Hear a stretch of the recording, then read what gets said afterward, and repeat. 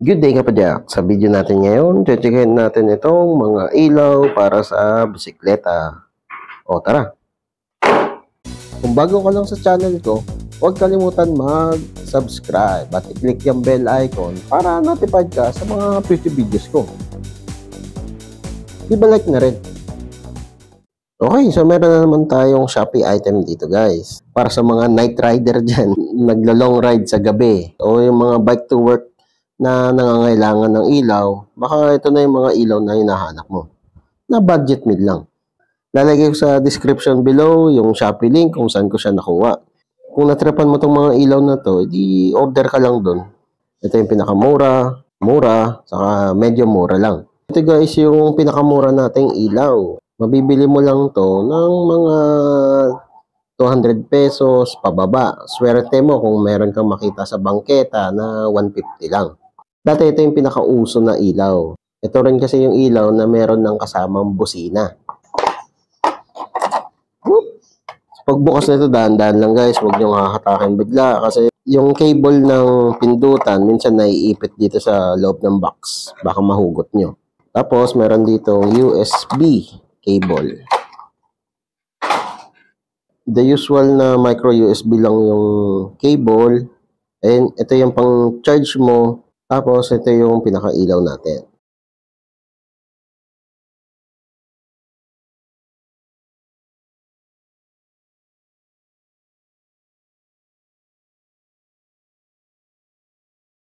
Press mo lang siya ng isang beses, iilaw na yan.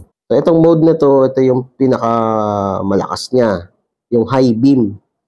Pag pinindot mo ulit, magiging low beam naman siya. Pag pinindot mo ulit, blinker na siya. Ito naman yung busina. Malakas. Yan, pag linong press mo yung busina ng mga 3 seconds o 5 seconds, magbabago yung tunog niyan. Pag prines mo kasi ito, magtuloy-tuloy yung busina nito. So nakakabulabog, sa medyo nakakaya magbago ng sound ng busina. So, ang tip ko sa inyo guys, takpan nyo itong bilog na to. Ito kasi yung pinaka-buzzer niya. Pag tinakpan mo yan, medyo hihina na yung tunog ng buzzer. Ayan, nagbago na. O, diba? Pag linong press mo ulit, o, tatakpan mo lang yung buzzer. Ito, pito ng basketball ata ito. O, ayan, diba? Okay, so yun yung pinakamura nating ilaw. Okay, so ito naman yung sunod nating ilaw, yung mura. So, ito naman guys ay under 250 ata, kung hindi ako nagkakamali. Itong ilaw na to, rated siya ng 600 lumen. So, mas malakas siya ng konti dun sa nauna nating ilaw. So, ayan, straight agad siya. Wala na mga insert, di ba, tipid. Ayan, tapon na natin yung box. Meron din siyang USB cable na kasama, pero medyo manipis yung cable. So, itong ilaw na to, wala siyang kasamang busina. Yung body niya, gawa sa plastic. So, itong ilaw na to, pwede mo siyang gawing power bank. Ang emergency. Pero masasabi ko naman sa inyo na hindi agad mati-charge yung cellphone nyo sa power rating nito. Pang ano lang to, para lang hindi mamatay yung cellphone kung nasa long ride ka. Pero yung sabihin nating pang full charge o half charge, wala, huwag mo nang asahan to. Ang operation niya, pipindutin mo lang yung malaking button dito sa ibabaw. So, isang pindot, high beam. Pangalawang pindot, low beam. Pangatlo, blinker. Tapos, yung pang-apat, ito, iilaw yung nasa ibabaw niya. Pang-limang pindot, off. Dito naman tayo sa medyo murang ilaw. Ito guys, yung 1000 lumens. Yung packaging niya, maganda. Meron ditong display window para kita mo agad yung product. Maganda din yung loob niya. Meron siyang plastic insert. Kung di ako nagkakamali, ang pagkakabili ko dito ay 350 ata. So, ilalagay ko na lang dito yung tamang presyo. Meron siyang kasamang USB cable na medyo maganda-gandang quality.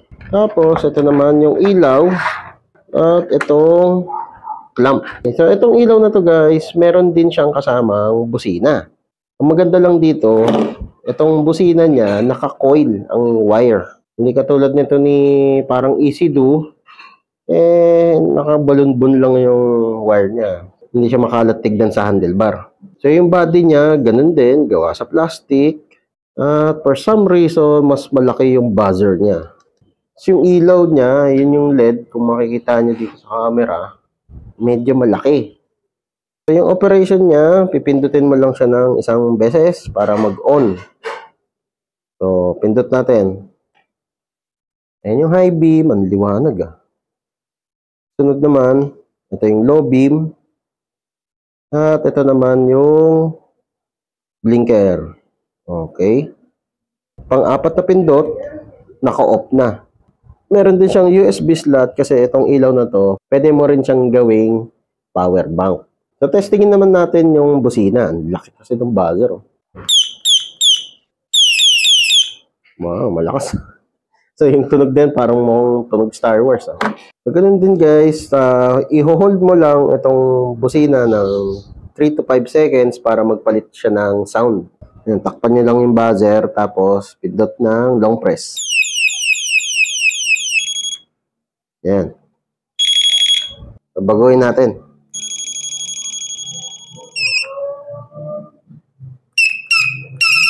Yun. Check natin kung meron pang iba. Ayan, tumatahol na yung aso dun sa kabila na bulabog.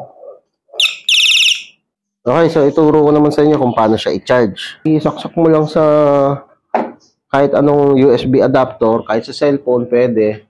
Yan, saksak mo lang yung cable. Itong EasyDo, yung USB port niya, nandito sa likod din. Yan, ganun lang. Single port. Yan. Kapag sinaksak nyo na yung USB, merong iilaw doon sa loob na kulay pula. Check natin itong puti. So, ganun din. Nasa likod din yung charging port. Ayan. Saksak mo lang yung USB niya. Ganyan siya. Kapag full charge na yan, mag-i-steady yan. Hindi na nagbi-blink. Okay, so yung pangatlo nating ilaw, ganun din. Nasa likod din yung charging port. Ayan. So, ganito naman yung indicator niya. Nandito din sa taas. Kapag full bar na yan, ibig sabihin, charge na siya. Okay, so yun yung mga ilaw natin. Mamaya, medyo maliwanag pa kasi. Testingin natin to sa dilim. Balik tayo dito sa pinakamura, yung mukhang EasyDo. So, ito yung range niya o yung pagkaka-spread ng liwanag niya. Pag malayo na, parang ano lang siya, ordinaryong ilaw na lang. Hindi siya ganun kalakas. Ito yung low, ayan, lalong wala ng liwanag, di ba? Pag naka-low. Ito naman yung strobe. Okay, so check natin itong 600 lumens. Ito yung high beam. Yun. Surprisingly, mas maganda yung ilaw nito. 600 lumens ba naman eh. Diba? Oh. Ito liwanag oh. Ang ganda ng pagkakaspread ng liwanag. Yan. Okay, okay. Try natin yung low. Okay. Pwede, pwede. Tapos, ito naman yung strobe. Medyo madilim na siya sa strobe. So, sakto lang. Ito naman yung repair light. Ayan, wala na halos range doon sa dulo. Hindi siya nakafocus doon eh. Nakafocus siya sa spread. Ayan. So, not bad na rin. Ayan, oh. Liwanag. Oh. Okay, so ito na yung last. 1,000 lumens. Siyempre, mas maganda. Itong 1,000 lumens. Mas kita yung details. Ayan, kita yung dinadaanan mo. Ayan, kitang-kita. Ang ganda ng details. Pero syempre, dahil budget meal lang to, budget meal lang ng 1,000 lumens to. So, meron pang mas maganda sa market na 1,000 lumens. Pero syempre, medyo pricey na yun. Ito naman yung low niya. Not bad, pwede na. Maliwanag pa rin. At ito naman yung strobe. Oh, shit. Ayan, yung strobe niya. So, yun lang. Wala nang ibang mode. 3 lang yung mode niya. So, yun guys, ang budget natin na mga ilaw. Nasa sayo na kung ano yung pipiliin mo dito sa tatlo. So yun guys, kung nagustuhan mo tong video na to, leave a like. O kung may katanungan ka pa sa mga ilaw na to, comment down below lang. Okay, so yun lang. Ayos! O kapadyak, kung na-enjoy mo tong mga video ko, leave a like at i-share mo na rin sa mga tropa pips mo. Makakatulong ito sa channel. Kung gusto mo pa manood ng ibang video, ito, meron pa tayo. Hindi tayo nauubusan. Ayan, katulad nito, saka ito. Oh, load ka na. Madami pa tayong mga video na i-upload. Kaya, mag-subscribe at i-click yung bell icon para notified ka sa mga future videos ko. Maraming salamat. See you next time.